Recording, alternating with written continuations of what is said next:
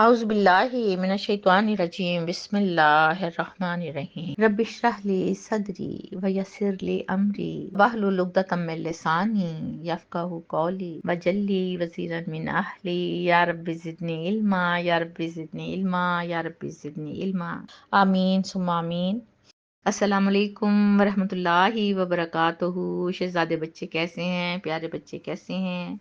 मेरी दुआएं आपके साथ होती हैं। अल्लाह ताला आपके लिए आसानियाँ पैदा करे, आपको समझने में आसान हो जाए सब कुछ, और अल्लाह ताला आपको अपने हिफ्ज़ व अमान में रखे। जुड़े रहिए, बनते रहिए, काफ़िला बनते रहेंगे तो इंशाल्लाह हम कामयाब हो जाएंगे। आइए अपने लेसन की तरफ चलते हैं। पिछली आयत में हमने उन लोगों के बारे में पढ़ा जो अंबिया और स्वालिहीन को नाहक कत्ल कर देते थे। अल्लाह ताला ने उनको दर्दनाक अजाब की खुशखबरी सुनाई है। आज हम सूरह आल इमरान की आयत नंबर 24 पढ़ते हैं। कालू, उन सब ने कहा, लन तमस्सन अन्नारू, हरगिज नहीं छुएगी हमें आग। किन्होंने कहा? यहूदियों ने कहा, बनी इसराइल ने कहा। इल्ला अय्याम मदूदात, सिवाय चंद दिनों के गिने हुए। वगर्राहुम, और धोखे में डाल रखा है उन्हें, फी दीनहिम, अपने दीन के बारे में, मा कानू यफ्तरून, जो थे वो सब घड़ते रहते, यानी कि अपनी तरफ से बनाते रहते, इफ्तरा करते रहते। आयत नंबर 24 में अहले किताब की एक गलत फहमी का जिक्र किया गया है। अहले किताब अपने पैगंबरों के अहकामात को मानते नहीं थे, ये तो हम पढ़ते चले आए हैं ना, और ना ही अपने गुनाहों पर शर्मिंदा होते थे। वो आज भी नहीं होते।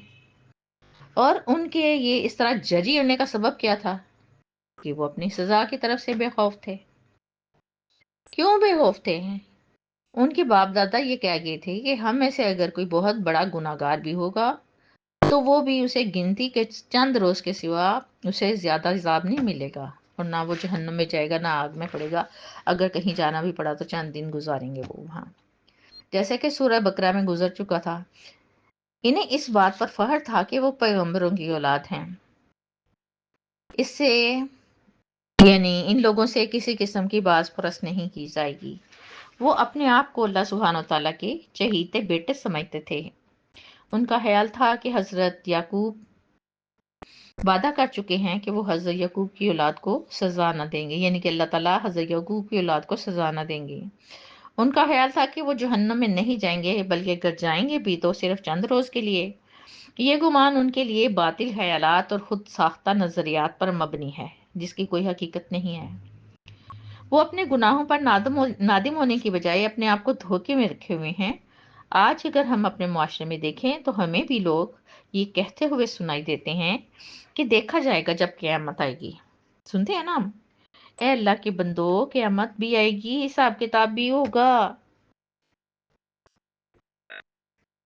अस्तगफिरुल्लाह, किस कदर हमारे नजरियात खराब हैं। और कोई बोझ उठाने वाला किसी दूसरे का बोझ नहीं उठाएगा। कुरान पाक में वाज़ेह तौर पर यह लिखा है। हमें इस बात की कब समझ आएगी? हम जितनी जल्दी हकीकत को समझ लें उतना ही अच्छा है। आयत नंबर 25 पढ़ते हैं। फ़कैफ़ा इज़ा जमानहुम, फिर कैसा हाल होगा, लियौमिल ला रैबा फीही, इस दिन के कोई शक नहीं जिसके आने में, ववुफ़्फ़ियत, और पूरा पूरा बदला दिया जाएगा, कुल्लु नफ्सिन, हर नफ्स को, मा कसबत, जो उसने कमाया होगा, यानी कि जिंदगी जिना माल के साथ गुजारी होगी। वहम ला युज़लमून, और वो सब जुल्म नहीं किए जाएंगे। पिछली आयत में अहले किताब का कहना था कि वो जहन्नुम में नहीं जाएंगे, अगर गए भी तो सिर्फ चंद रोज गिनती के जाएंगे, उसके बाद आ जाएंगे। इस आयत में अहले किताब को ही अल्लाह ताला जवाब दे रहे हैं कि जरा सोचो उस दिन के बारे में, यानी क़यामत के बारे में सोचो जिसके आने में कोई शक ही नहीं। यानी उस दिन तुम्हें समझ आ जाएगी कि दुनिया में रहते हुए तुम किन अंधेरों में डूबे हुए थे और किस गफलत का पर्दा तुम्हारी आंखों पर पड़ा था। लेकिन उस वक्त बहुत देर हो चुकी होगी, जब तुम हशर के मैदान में तमाम अव्वलीन लोगों को और आखरीन और खुद अपने बुजुर्गों को अपने बुजुर्गों के सामने रुसवा होते देखोगे अपने आप को। और वो दिन तुम्हारे हर अमल का تمہیں پورا پورا بدلہ مل جائے گا۔ کس کنارے کا، کس سفارش کا، کسی کفارے کا، کسی سفارش کا، کسی شفاعت کا خیال بھی تمہارے ذہن میں نہیں آئے گا، اور نہ ہی نسبی اور خاندانی تعلقات اور من گھڑت عقیدے کسی کام میں آنے والے ہیں۔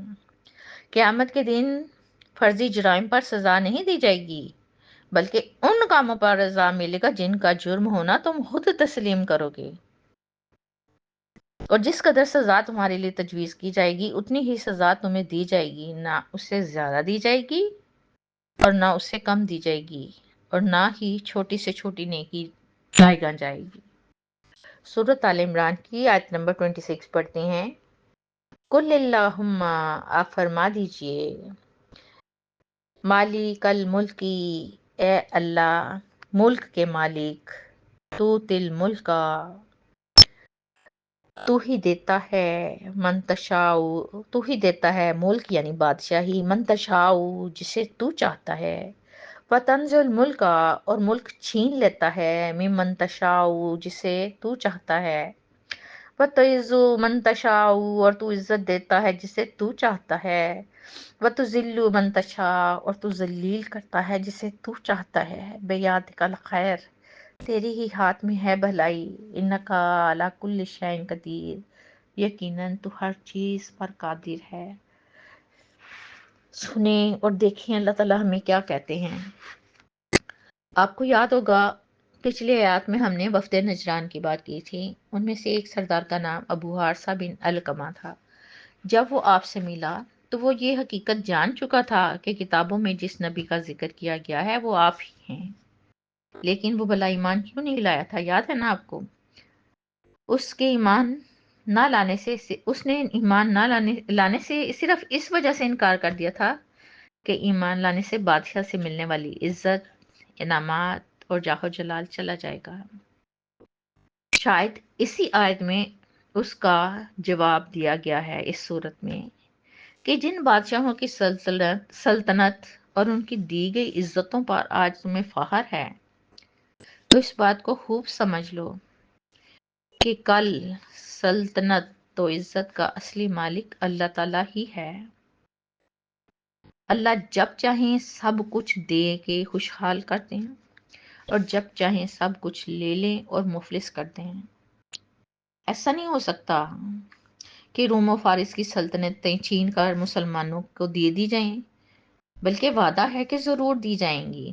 یہ اس وقت کی بات ہو رہی ہے، آج کی نہیں۔ آج مسلمانوں کی بے سر و سامانی اور دشمنوں کی طاقت کو دیکھتے ہوئے یہ تصور کرنا اس وقت مشکل تھا، لیکن اللہ تعالیٰ کے ہاں مشکل نہیں تھی۔ اس لیے یہود و منافقین مذاق اڑاتے تھے کہ قریش کے حملے سے ڈر کر مدینے کے گرد خندق کھودنے والے مسلمان کیس و کسریٰ کے تاج و تخت پر قبضہ پانے کے خواب دیکھتے ہیں، مگر اللہ تعالیٰ نے چند ہی سال میں یہ بات حقیقت کر کے دکھا دی کہ روم و فارس کے جن خزانوں کی کنجیاں اس نے اپنے پیغمبر محمد صلی اللہ علیہ وآلہ وسلم کے ہاتھ میں دی تھیں، حضرت عمر فاروق رضی اللہ تعالیٰ کے زمانے میں وہ کس طرح مجاہدین اسلام میں تقسیم ہوئے۔ اصل یہی ہے کہ مادی سلطنت اور عزت کیا چیز ہے۔ آپ دیکھیں، عزت کا آخری مقام یعنی منصب نبوت، رسالت کن لوگوں کے پاس تھا؟ بنی اسرائیل کے پاس تھا نا۔ جب نافرمانیاں حد سے بڑھیں تو اللہ تعالیٰ نے نبوت کا منصب بنی اسرائیل سے منتقل کر کے بنی اسماعیل تک میں پہنچا دیا۔ یہ اللہ سبحانہ تعالیٰ کی شان ہے۔ ہم آج بھی یہ باتیں دیکھتے ہیں، مادی چیزوں کی حیثیت ہی کیا ہے۔ اللہ تعالیٰ بے تحاشا دے کر بھی آزماتے ہیں، اور وہ دیکھتے ہیں کہ میرا بندہ اس دولت کو کیسے اور کس پر خرچ کرتا ہے، اور نہ دے کر بھی امتحان لیتے ہیں کہ کیسے صبر سے یہ گزارا کرتے ہیں۔ آپ دیکھیں، جب خدا نخواستہ کسی کا بڑا نقصان ہوتا ہے تو ہم کہتے ہیں نہ جانے کون سا جرم کیا ہے کہ اتنی بڑی سزا ملی ہے۔ میرے پیارے بچوں، یہ کسی جرم کی سزا ہو سکتی ہے یا نہیں ہو سکتی؟ یہ اللہ تعالیٰ کی طرف سے آزمائش بھی ہو سکتی ہے۔ آپ دیکھیں ہمارے رسولوں اور پیغمبروں پر کتنی بڑی بڑی تکلیفیں آئیں، کیا وہ گناہ گار تھے؟ نہیں، नबी और रसूल तो मासूम होते हैं, उनसे गुनाह सरजद नहीं होते। फर्ज कर लें कहीं किसी वजह से सालों की बनी हुई इज्जत चली जाती है, तो हम क्या कहते हैं कि ये ऐसा था वैसा था। क्या हम सब अल्लाह ताला की हिकमत को समझते हैं? बिल्कुल नहीं।